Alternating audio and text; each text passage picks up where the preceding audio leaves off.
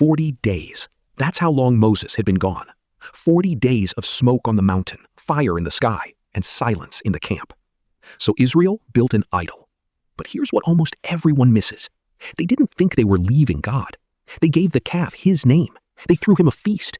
And that one detail makes this story far more disturbing. Because it means the golden calf isn't really about them. It's about us. Go back 6 weeks. This is the same crowd that walked between two walls of standing water. They watched a river turn to blood. They ate bread that fell out of the sky every morning. And now they're camped at the foot of a mountain that is visibly on fire with the presence of God. But the man who spoke for that God walked up into the smoke and vanished. A week passes, 2, then a month, and fear starts doing what fear always does. It starts talking. Put yourself in that camp for a second. You left everything you've ever known on the word of one man. You're in a wilderness that can't feed you, following a pillar of cloud you can't question. And the one human voice that explained all of it just walked into a volcano and never came back. The text doesn't tell us their private thoughts, but you can feel the questions spreading. What if we've been abandoned out here? The people crowd around Aaron, Moses' own brother, and here's what they say. Up, make us gods who shall go before us. As for this Moses, the man who brought us up out of the land of Egypt, we do not know what has become of him. Listen to that. Moses is a what, not a who now. 40 days of silence, and the man who split the sea is past tense. And Aaron, the future high priest of Israel, doesn't argue. He says, take off your gold earrings, the gold of Egypt, the treasure God himself made their slave masters hand over on the way out. Grace melted down. Aaron shapes it with a tool, and out of the fire comes a young bull, gleaming. And the people erupt. These are your gods, O Israel, who brought you up out of the land of Egypt. A statue cast that morning, credited with the Exodus. But it's the next verse that should stop you cold. Aaron builds an altar in front of the calf and makes an announcement. Tomorrow shall be a feast to the Lord. To the Lord. To Yahweh. The covenant name of the living God stamped onto a cow. Now pause, because if you think this is a story about primitive people and a farm animal, it's about to get uncomfortably personal. Why a calf? Scripture never tells us their reasoning, but think about where they just spent 400 years.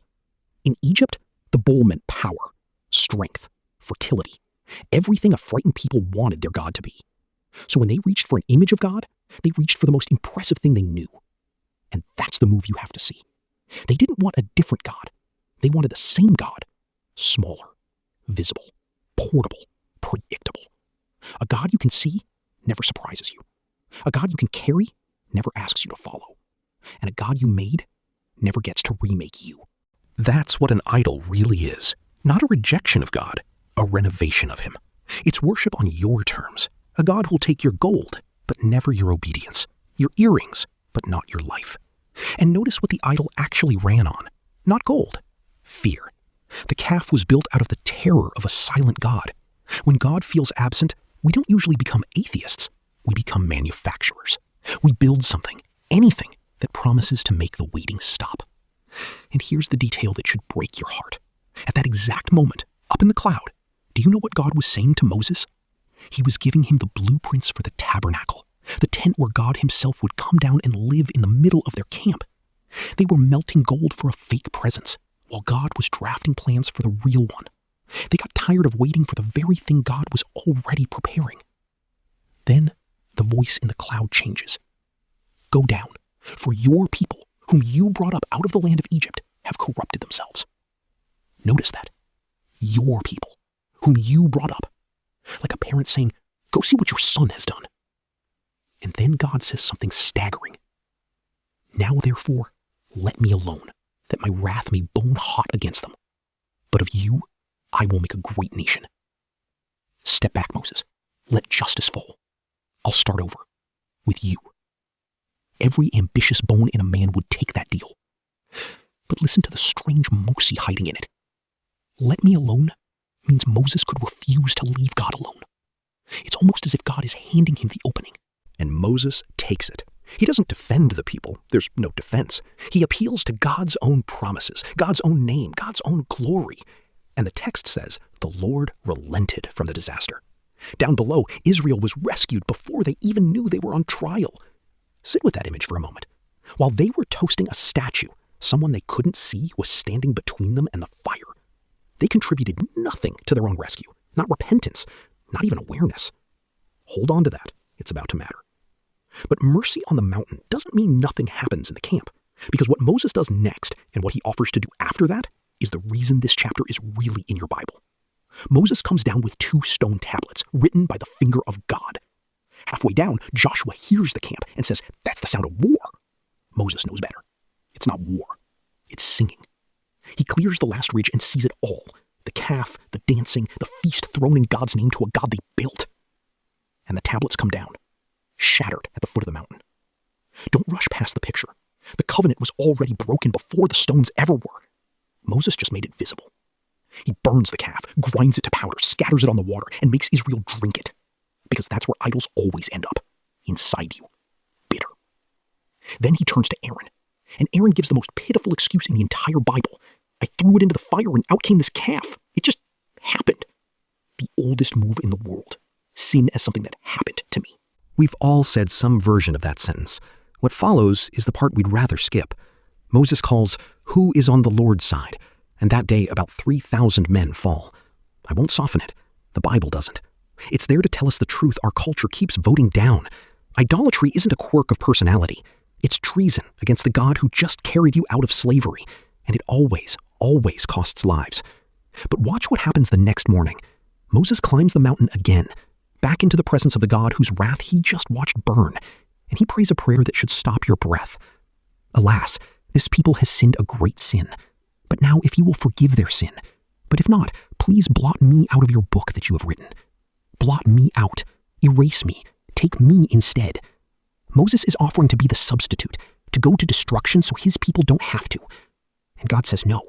Whoever has sinned against me, I will blot out of my book." Because Moses can't make that trade. He's a sinner standing in for sinners. A drowning man can't be another drowning man's lifeguard. So the offer hangs there, unaccepted, for 1,400 years, until another mediator stands between a sinning people and a holy God. And he doesn't just offer to be blotted out, he is. The true and better Moses, the only one with no calf of his own, no gold dust on his hands, takes the treason of idol makers into his own body, and heaven accepts the trade Moses could only propose.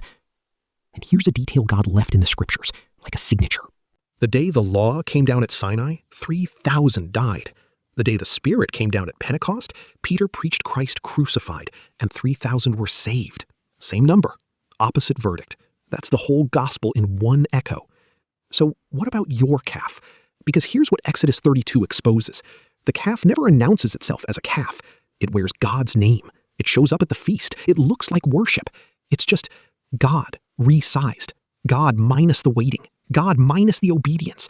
A God who takes an hour on Sunday but has no opinion about your money, your ambition, your relationship, your plans. And remember when Israel built it, not in rebellion's mood, but in waitings. Your calf gets forged in the silence too. The prayer that hasn't been answered. The season where God feels 40 days gone. That's when we reach for a faster God, one made of career or a person or comfort, and stamp the old holy name on it so it still feels like faith. So here's one honest test to run this week. Ask yourself, what's the one thing I can't imagine God asking me to surrender? That thing? That's your gold. Don't wait for it to melt into something that owns you. Name it. Bring it up the mountain first. Because at the foot of the mountain, Israel gave up their treasure for a God who could never love them back.